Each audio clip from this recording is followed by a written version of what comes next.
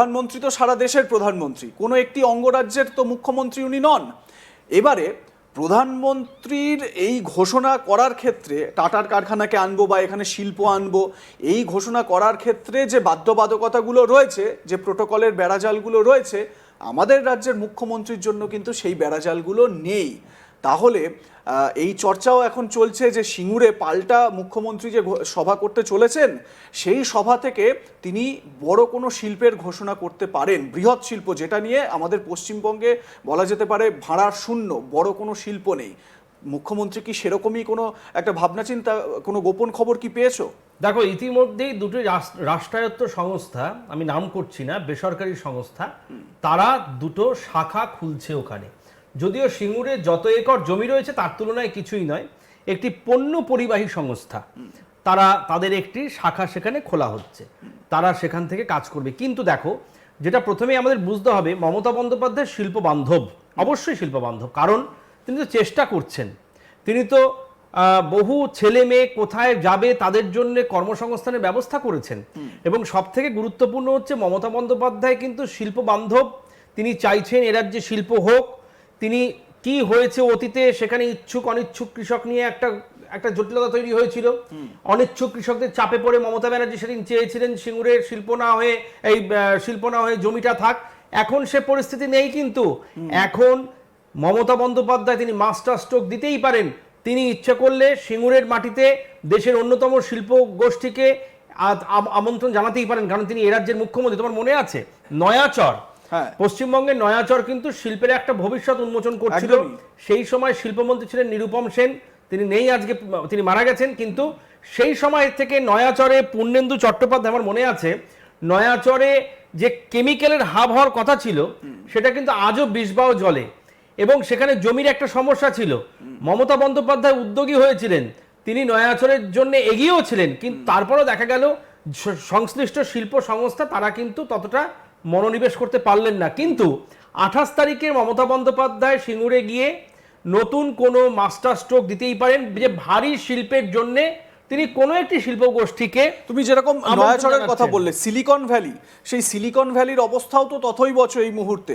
তো মানে প্রশ্ন হচ্ছে, প্রধানমন্ত্রী যে অভিযোগটা করে গেলেন যে এখানে আইন শৃঙ্খলা ঠিকঠাক না হলে, শুধুমাত্র আইন শৃঙ্খলা নয়, এর মধ্যে আরো অনেক বিষয় জড়িত রয়েছে। শিল্পের জন্য শিল্পবান্ধব পরিবেশ তৈরি করা, যেটা প্রাক্তন মুখ্যমন্ত্রী বুদ্ধদেব ভট্টাচার্য, প্রয়াত শ্রী বুদ্ধদেব ভট্টাচার্যের সময় যেটা হয়েছিল, টাটারা এখানে মানে কারখানা তৈরি করে ফেলেছিলেন, শুধু প্রোডাকশন বের হওয়াটা অপেক্ষা ছিল। তার আগেই এরকম একটা ঘটনা ঘটে গেল, যেটা বলা যেতে পারে পশ্চিমবঙ্গের যে শিল্পবান্ধব ভাবমূর্তি, তাকে, আমি যদি খুব ভুল না হই, তাহলে আগামী 50 বছর 100 বছর পিছিয়ে দিল। এবারে এই শিল্পবান্ধব ভাবমূর্তি যেটা, সেই ভাবমূর্তি ফেরানোটা ভীষণ রকমভাবে দরকার। একদম। দেখো, 2008 সালের অক্টোবর মাস, পুজো পেরিয়ে গিয়েছে, কালী পুজো হয়ে গেছে, তাজ বেঙ্গল হোটেলে রতন টাটা সাংবাদিক বৈঠক করে যা সিদ্ধান্ত নিলেন, গোটা পশ্চিমবঙ্গে একটা অন্ধকার নেমে এলো। সেদিন তিনি সিদ্ধান্ত নিলেন সিঙ্গুরে আমরা কোনো কারখানা করব না। 90% কাজ হয়ে গেছে, কিন্তু শেড ফেড দেওয়া, সব পাঁচিল উঠে গেছে। সেখানে একটি রাজনৈতিক কারণে একটা অপ্রীতিকর অচলাবস্থা তৈরি হলো।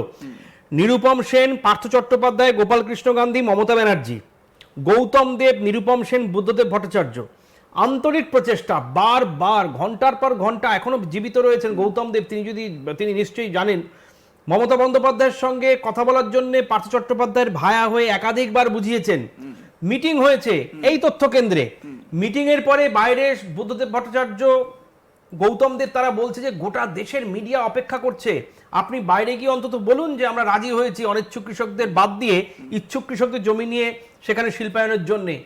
কিন্তু আমি এখানে একটু অ্যাড করে দিই তোমাকে। আমার স্পষ্ট মনে আছে, তৎকালীন রাজ্যপাল গোপাল কৃষ্ণ গান্ধীর মধ্যস্থতায় দুপক্ষের আলোচনা হয় এবং মমতা বন্দ্যোপাধ্যায় রাজি হন ওই যে অনিচ্ছুক কৃষকদের 400 একর জমি ফিরিয়ে দেওয়া, সেই জায়গাটা।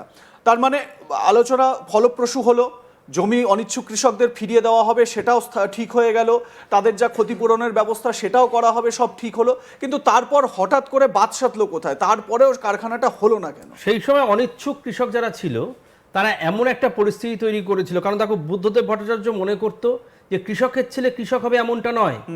কৃষি ভিত্তি, শিল্প ভবিষ্যৎ। সেই সময় সেখানকার কৃষকরা বলল আমরা চাষ করেই খাবো, জমি দেব না। মনে রাখতে হবে 70% কৃষক কিন্তু চেক নেওয়া হয়ে গেছে। তৎকালীন বামফ্রন্ট সরকারের কাছ থেকে তারা চেক নিয়েছেন, টাকার চেক, অথচ তারা জমিটাও ছাড়বেন না।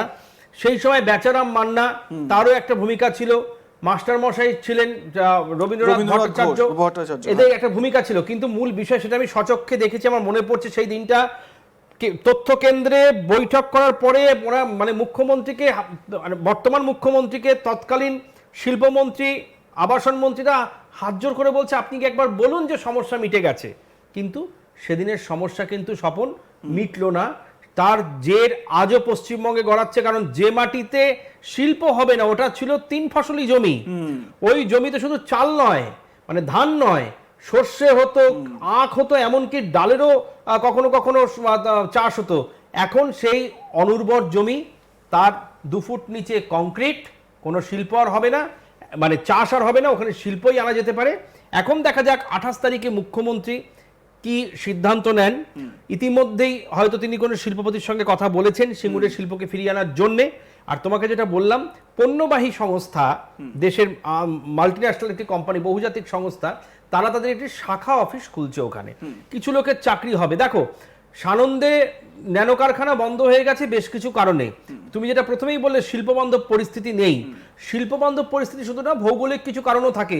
আমাদের পশ্চিমবঙ্গের ক্ষেত্রে সেই ভৌগোলিক কারণের একটা অনুকূল পরিবেশ হচ্ছে গঙ্গা নদী পাশে রয়েছে, পরিবহন এবং জলপথে পরিবহন, অনুসারী শিল্প, সব থেকে গুরুত্বপূর্ণ কথা সুলভ মূল্যে শ্রমিক, যেটা পশ্চিমবঙ্গে খুব সহজেই পাওয়া যায়।